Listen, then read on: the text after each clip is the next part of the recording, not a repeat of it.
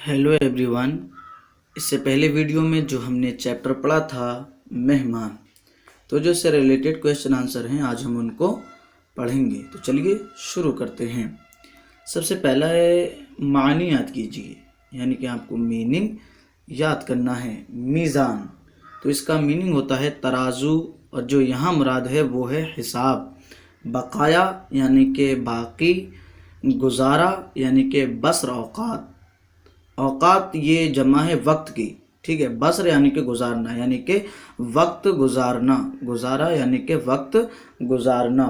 ला हौला वला कुव्वता, अरबी फ़िक्रा। यहाँ ये फ़िक्रा नहायती बेजारी और नापसंदीदगी के इजहार के लिए कहा जाता है।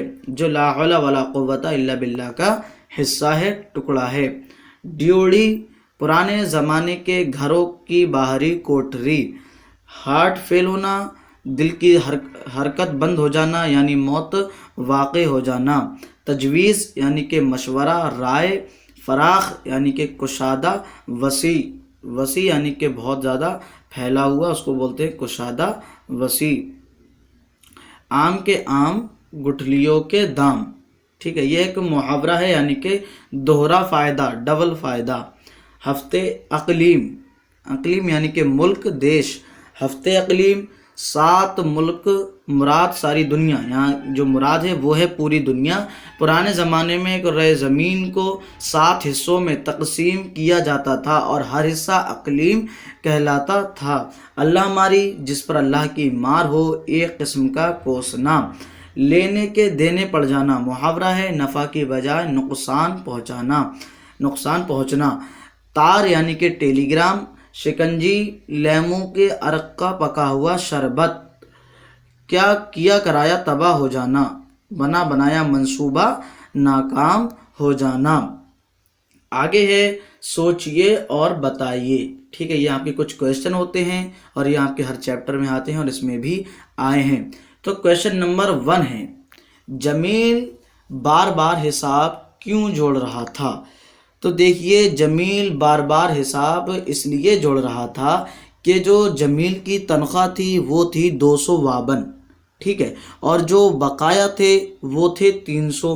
तो ये कुल हो रहे थे मिला के 552, और जो ज़मीन के ऊपर जो कर्ज था वो था 532 का, ठीक है। 532 का कर्ज था और बचे बकाया 20, ठीक है, बचे 20। तो वो ये सोच रहा था कि मेरी इतनी तनख्वाह है, इतना इतना मेरा बकाया है और इतने पैसे बचेंगे, तो मैं इनमें कैसे गुजारा करूँगा। वो ये सोचकर बार बार हिसाब जोड़ रहा था, ठीक है।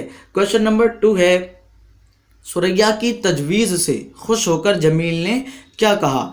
तो जमील ने सुरैया की तजवीज़ से खुश होकर कहा कि अगर मैं हफ्ते अक़लीम का बादशाह होता, अगर मैं हफ्ते अक़लीम का बादशाह होता तो सारी बादशाही तुमको बख्श देता, तुमको दे देता, ठीक है। क्वेश्चन नंबर 3 है, जमील के घर मेहमान बनकर कौन लोग आए? तो जमील के घर मेहमान बनकर सुरैया की सहेली नाज और नाज का शौहर अकबर आए। क्वेश्चन नंबर 4 है, जमील और सुरैया ने अकबर और नाज का इस्तकबाल किस तरह किया?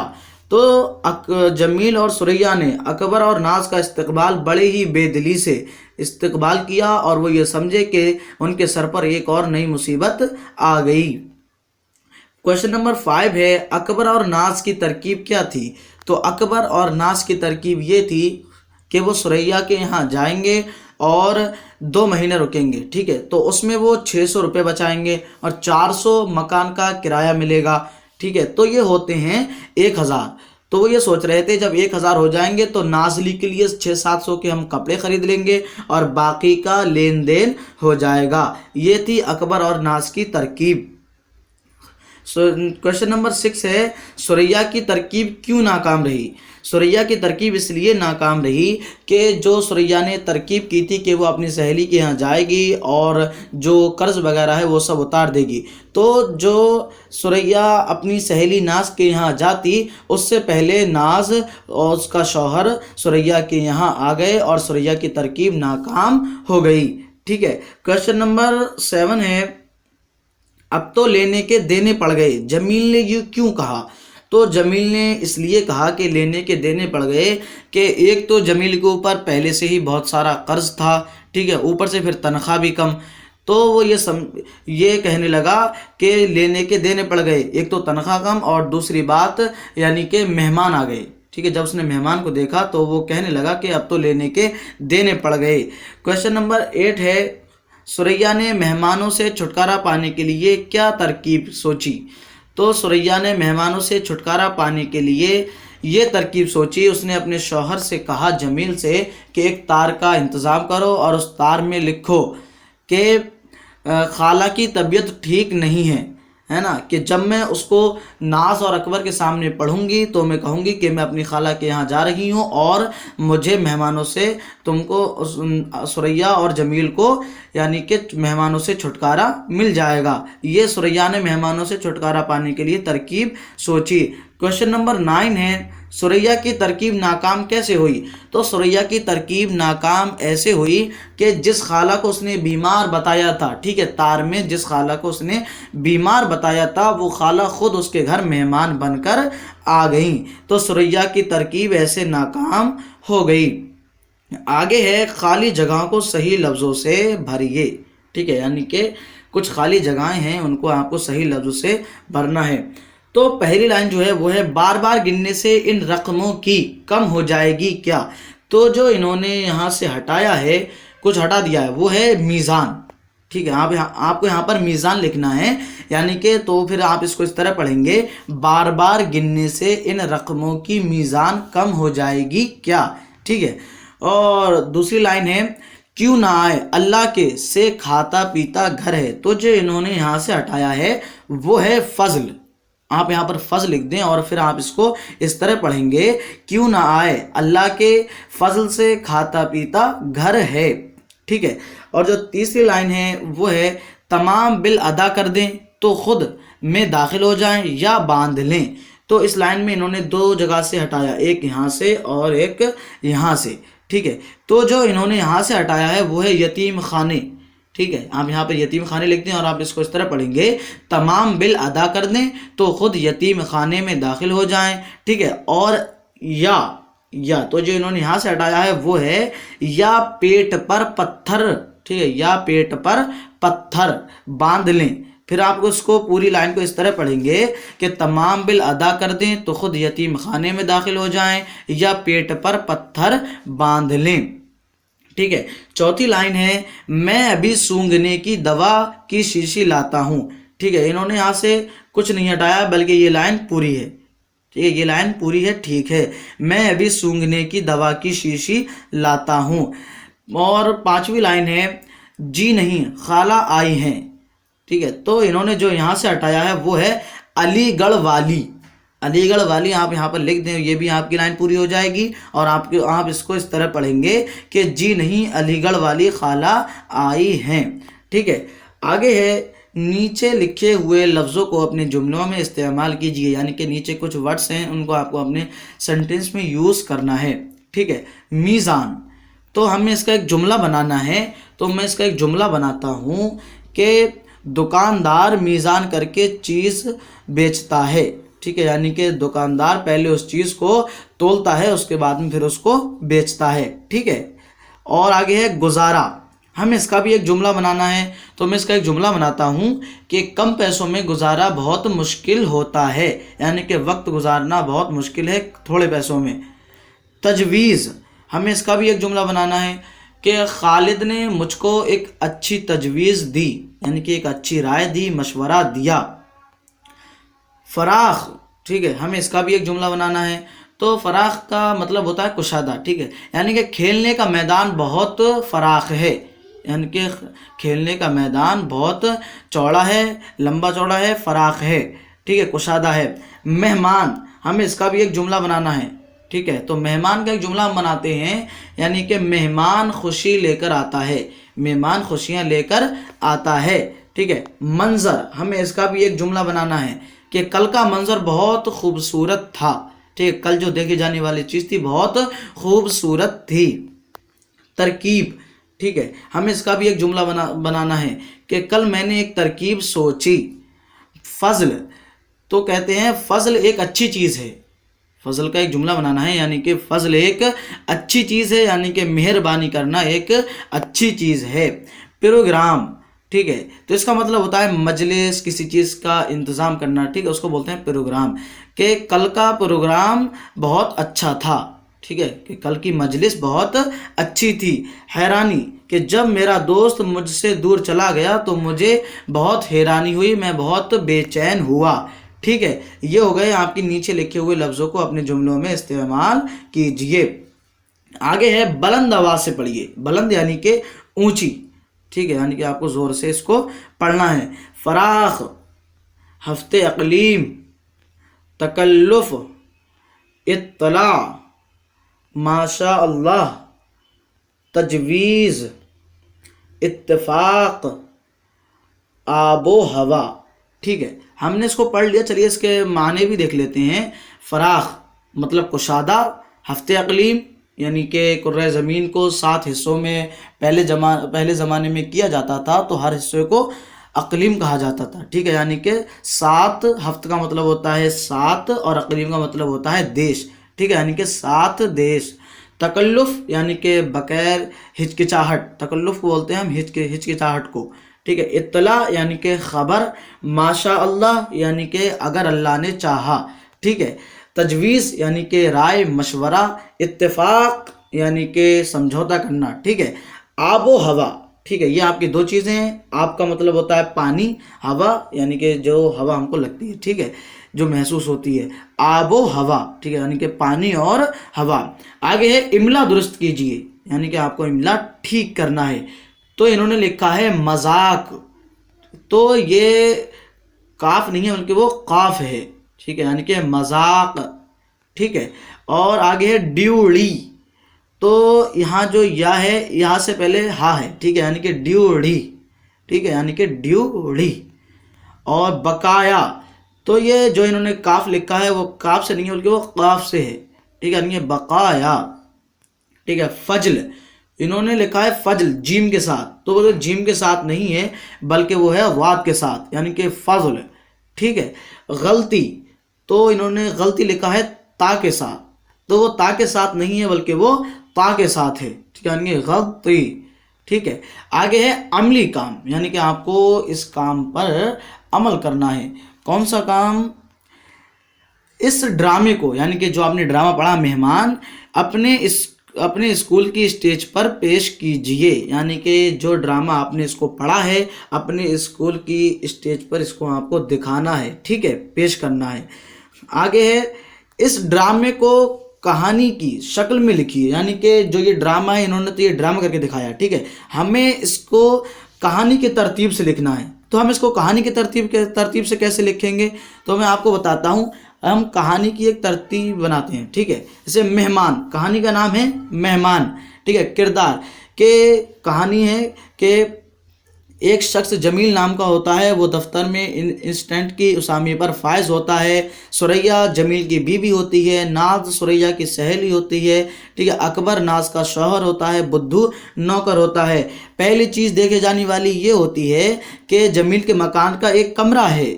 सुरैया कहती है, मैं पूछती हूँ बार बार हिसाब जोड़ने से मुश्किल हल हो जाएगी क्या? जमील अपने आप से कहता है कि 300 375 ये हुए 400। सुरैया कहती है, बार बार गिनने से इन रकमों की मीज़ान कम हो जाएगी क्या? ठीक है, इस तरीके से आपको ये लिखना है ना, कहानी की शक्ल में आपको इस तरह से ये लिखना है। ये है आपका अमली काम। आगे है पढ़िए, समझिए और लिखिए। ठीक, आपको पढ़ना है, समझना है और लिखना है। ठीक है, कि ख़त्मा, सख्ता, राबिता और वावेन से मुताल्लिक़ यानी कि रिलेटेड। ठीक है, हमने आपको पिछले सबक में बताया था ज़ेल के पैराग्राफ हम बोलते हैं, यानी कि जैसे कि एक टॉपिक होता है, एक मौजू होता है, उसका थोड़ा सा टुकड़ा। ठीक है, उसको बोलते हैं पैराग्राफ, या यूं कह लें कि एक चैप्टर का थोड़ा सा टुकड़ा, उसको बोलते हैं पैराग्राफ। में रुमूज़ औकाफ ये जमा है वक्फ की। ठीक है, रुमूज़ औकाफ ये हैं, ख़त्मा है, सख्ता है, राब्ता है, वावेन है, ये सब रुमूज़ औकाफ हैं। ठीक है। तो सबसे पहले हमें ये इस्तेमाल करने से पहले हम इसकी पहले तारीफ जान लेते हैं, ठीक है। तो ख़त्मा हम बोलते हैं जब बात मुकम्मल हो जाती है, ठीक है, जब जुमला पूरा हो जाता है, जब बात पूरी हो जाती है, तो इस तरह का निशान, ठीक है, इस तरह का निशान हम लगाते हैं, उसको बोलते हैं ख़त्मा, ठीक है। ये जो निशान लगा हुआ है इसको बोलेंगे ख़त्मा। आगे है सकता, ठीक है, सकता बोलते हैं यानी कि थोड़ा सा ठहरना और फिर आगे बढ़ते जाना, ठीक है, उसको बोलेंगे सकता। एक तरीके से हम इसको यूं भी कह लें कि बगैर सांस तोड़े थोड़ा सा ठहरना और फिर पढ़ते जाना, उसको बोलते हैं सकता, ठीक है। जैसे ये निशान लगा हुआ है ये, ठीक है, तो वो है सकता। आगे है राबता। राबता हम बोलते हैं ताल्लुक को, मिलने को, ठीक है, ताल्लुक, मिलना, ठीक है, मुलाकात करना, उसको बोलते हैं राबता। राबते का निशान इस तरीके से होता है, ठीक है। और वावेन, ठीक है, वावेन हम बोलते हैं किसी की कही हुई बात, किसी की कही हुई बात उसके अल्फाज में लिखी जाए, ठीक है, उसके अल्फाज में लिखी जाए तो शुरू और आखिर में इस तरीके का निशान लगाते हैं, उसको बोलते हैं वावेन, ठीक है। आपने इनकी तारीफ जान ली। अब ये कहते हैं कि ये जो पैराग्राफ है पूरा, ठीक है, ये जो पैराग्राफ है इसमें आपको ये यूज़ करना है, ठीक। तो मैं आपको यूज़ करके बताता हूँ कि मुंबई में समंदर के किनारे एक बस्ती है। ये बस्ती बहुत बहुत पहले छोटी थी लेकिन बढ़ते बढ़ते मुंबई का एक हिस्सा बन गई है, ठीक है। तो आप देखें इस लाइन में कि मुंबई में समंदर के किनारे एक बस्ती है। तो देखिए हम यहाँ पर थोड़ा सा रुक के, ठीक है, थोड़ा सा ठहरे, फिर हम पढ़ते चले गए। तो हम यहाँ पर जो यूज़ करेंगे वो करेंगे हम सकते का, ठीक है। इस लाइन में हम जो यूज़ करेंगे वो करेंगे हम सकते का यूज़ करना है हमें। यहाँ पर सकते का निशान हमें लगाना है, एक बस्ती है इसके बाद, ठीक है। पहले बहुत छोटी थी ये बस्ती, पहले बहुत छोटी थी लेकिन बढ़ते बढ़ते मुंबई का एक हिस्सा बन गई है। तो देखें यहाँ पर हमारी बात पूरी हो गई, यहाँ पर हमारी बात पूरी हो गई। तो हमें यहाँ पर जो निशान लगाना है वो है ख़त्मे का, ठीक है, हमें ख़त्मे का यहाँ पर निशान लगाना है, इस जगह बन गई है। हर साल दिसंबर के महीने में यहाँ उर्स होता है।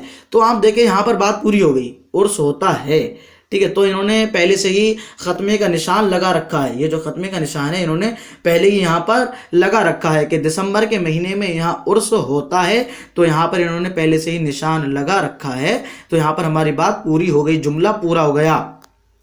चारों तरफ दुकानें ही दुकानें, खिलौने की दुकानें वगैरह, खिलौने भी कितने खूबसूरत हैं। तो आप देखें चारों तरफ दुकानें ही दुकानें, तो हम यहाँ पर थोड़ा ठहरे, फिर हम पढ़ते चले गए, ठीक है।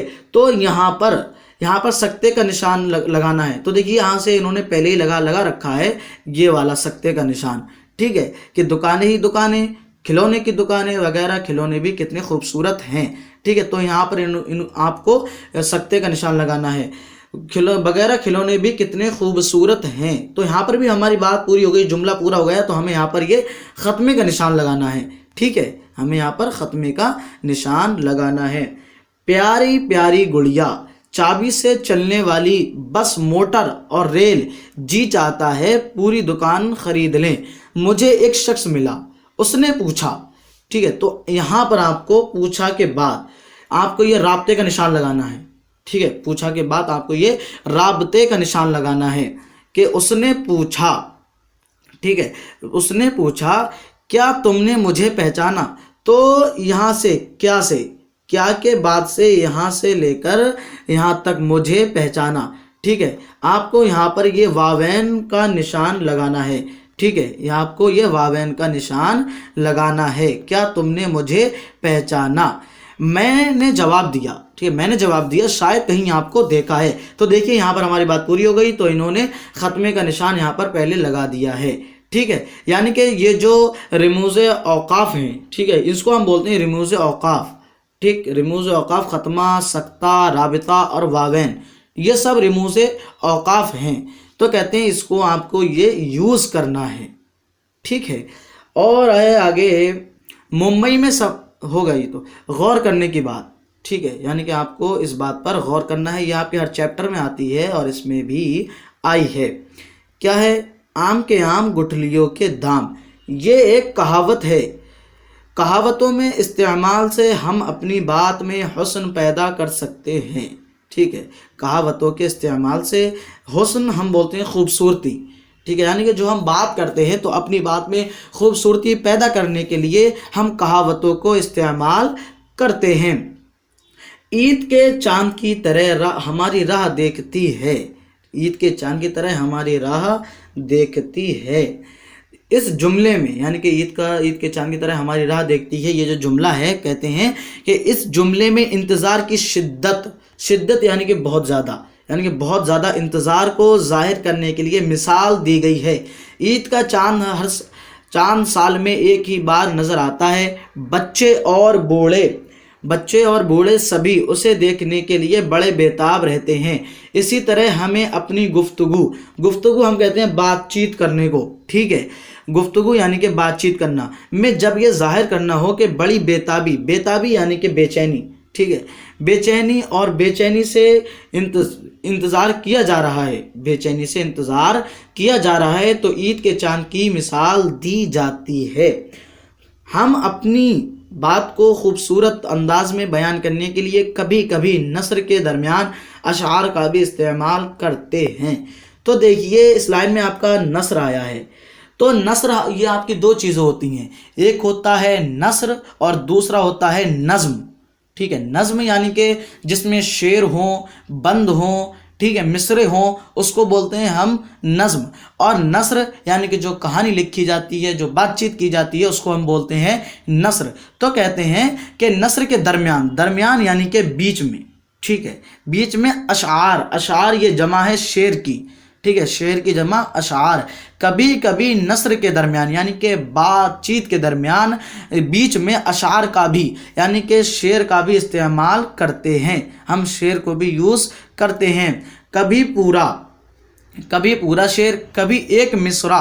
ठीक है, मिसरा हम बोलते हैं यानी कि जैसे ये पूरा शेर है। ठीक है, आपका ये पूरा शेर है, तो इसका ये जो एक टुकड़ा है, इसको बोलते हैं मिसरा। ठीक है, ये मिसरा है।